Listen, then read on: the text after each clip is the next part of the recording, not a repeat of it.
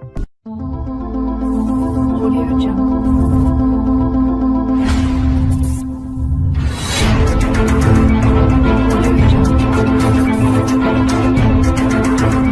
Audio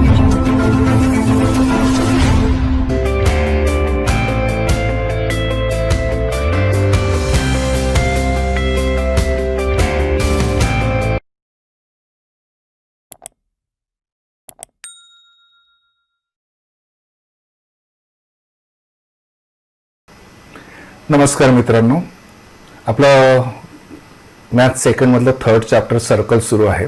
मागच्या लेक्चरमध्ये आपण theorem of angle between tangent and second, त्याच्यानंतर त्या थेरमचा अल्टरनेटिव्ह स्टेटमेंट म्हणजे थोडक्यात वेगळ्या शब्दामध्ये त्या थेरमचा आपण स्टेटमेंट बघितलं, त्याचा अर्थही समजून घेतला. त्याच्यानंतर त्या थेरमचा आपण कॉन्व्हर्स बघितला. आता आपल्याला नवीन थेरम बघायचे आहेत.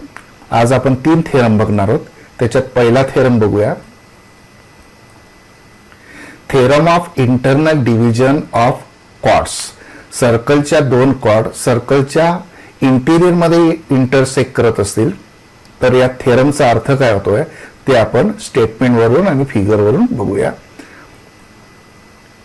स्टेटमेंट बघा, if 2 chords of a circle intersect each other in the interior of the circle, then the product of the lengths of 2 segments of one chord is equal to the product of the lengths of 2 segments of the other chord.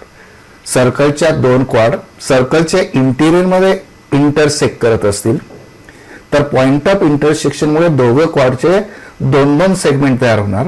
तर एका कॉर्डचे जे 2 segment तयार होतील त्या दोघं सेगमेंटच्या लेंथचा product, तसंच दुसऱ्या कॉर्डचे जे 2 सेगमेंट तयार होतील त्या दोघं सेगमेंटच्या लेंथचा प्रॉडक्ट, हे दोघं प्रॉडक्ट आपल्याला सारखे दाखवायचे आहेत. फिगरवरून आपण बघूया. In figure, segment AB and segment CD are 2 chords intersect each other in point E in the interior of the circle. सर्कलच्या आत छेदत आहेत कॉर्ड AB आणि कॉर्ड CD. तर E मुळे कॉर्ड AB चे 2 सेगमेंट कोणते तयार झालेत? सेगमेंट AE आणि सेगमेंट BE.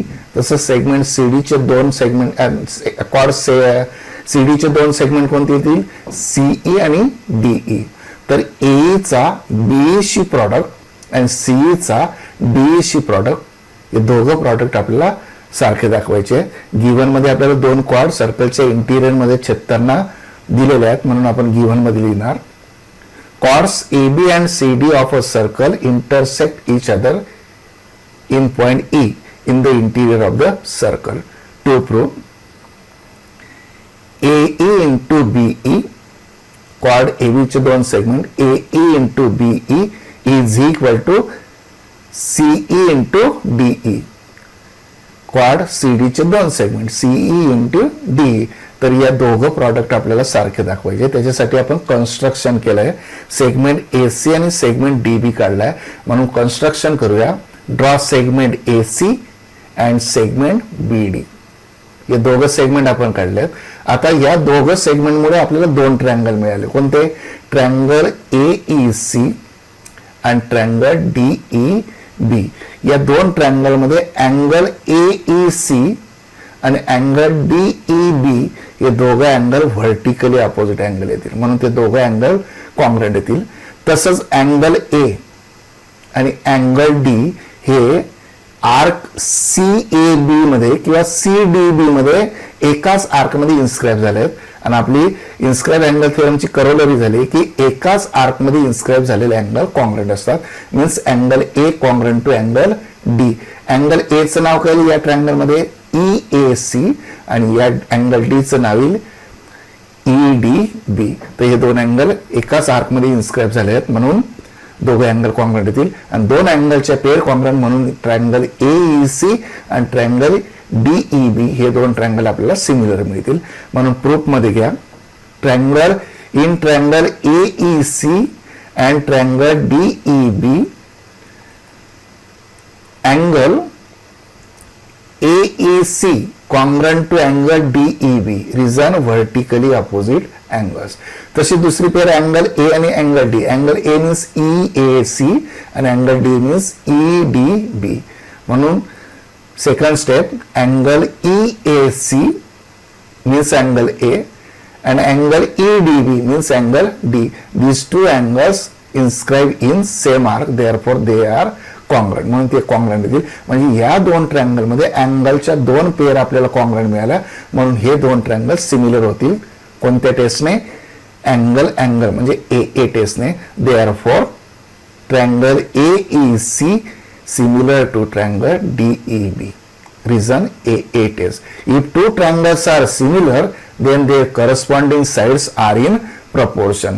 आपल्याला माहिती फर्स्ट चॅप्टर मध्ये सिमिलरिटी मध्ये आपण बघितलं, ट्रायंगल सिमिलर असतील तर त्याच्या करस्पॉन्डिंग साइड्स प्रपोर्शन मध्ये. म्हणून AE upon DE is equal to CE upon BE. हे दोन रेशो आपण घेऊया.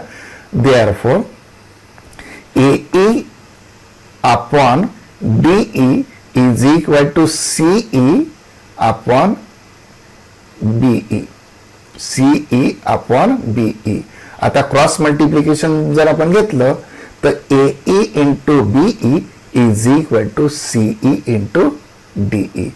therefore AE into BE is equal to CE into DE means the product of lengths of two segments of one chord is equal to the product of lengths of two segments of the other chord.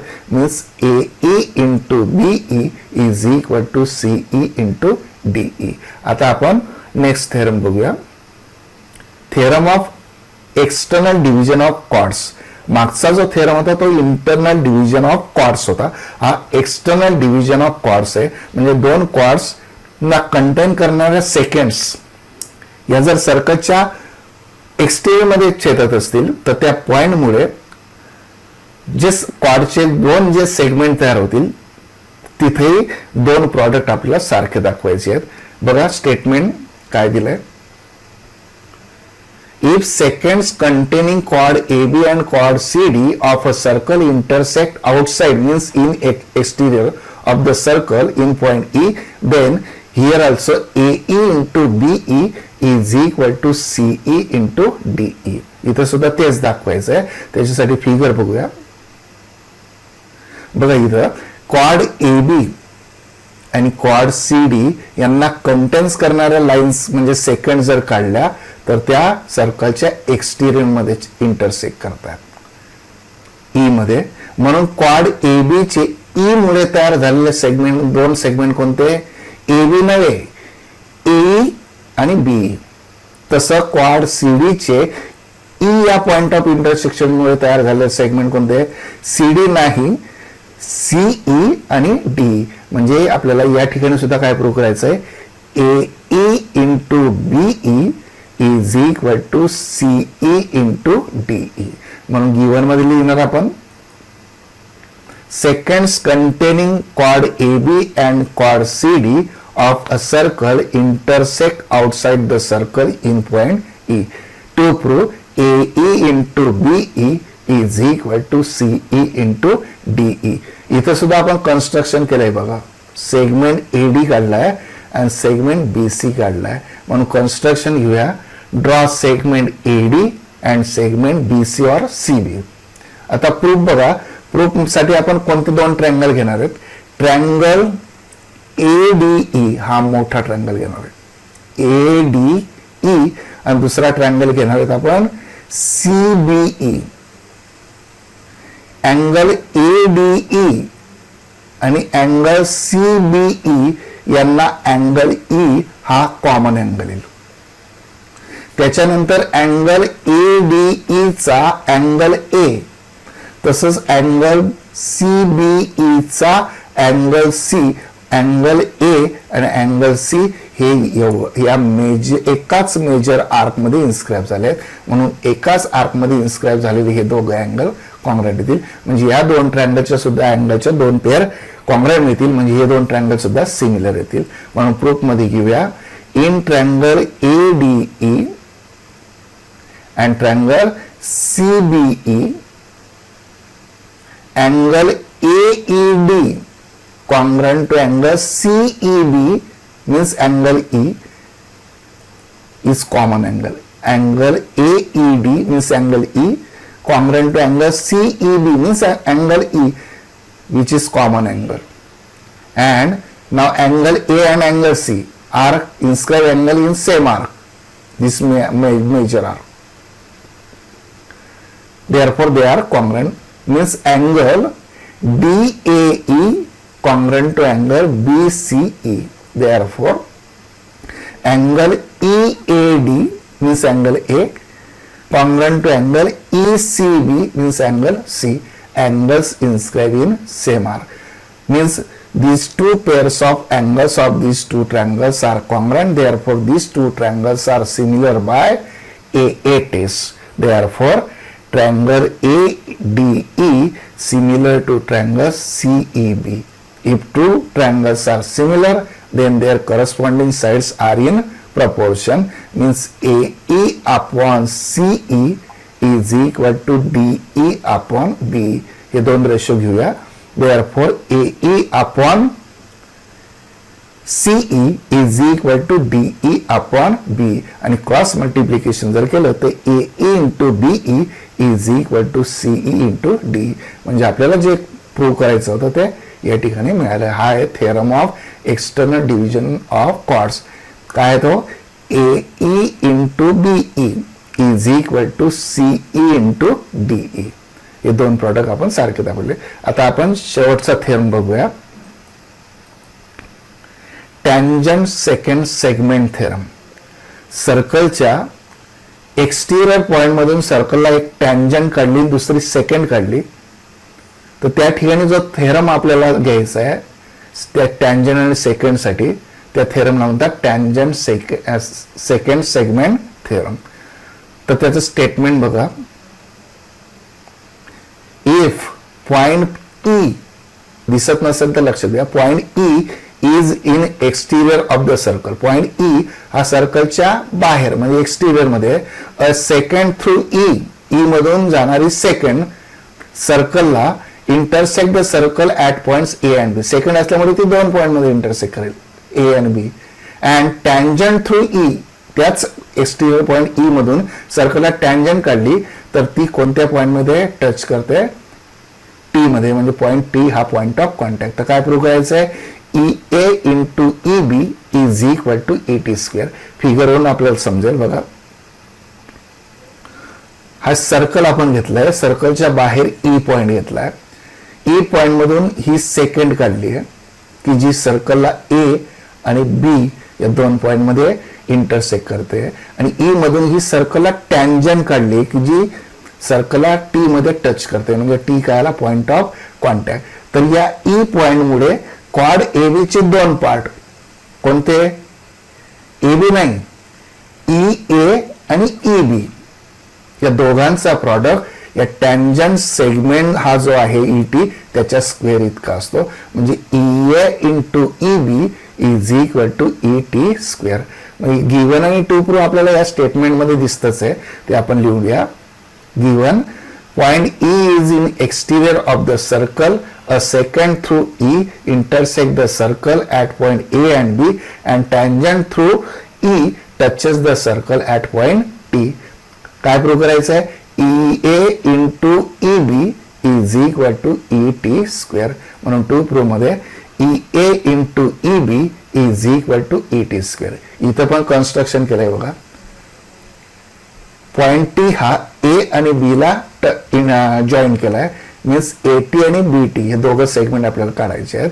Draw segment eighty and BT. आता या दोन segment काढल्यामुळे इथं आपल्याला तीन triangle मिळतील. हा एक छोटा ट्रायंगल सर्कलच्या बाहेर जाणारा, त्याच्यानंतर हा दुसरा ट्रायंगल आणि हा पूर्ण मोठा ट्रायंगल. या तीन ट्रायंगल पैकी हा पूर्ण मोठा ट्रायंगल घेऊया आपण, आणि सर्कल मध्ये इन्स्क्राईब झालेला हा ट्रायंगल घेऊया.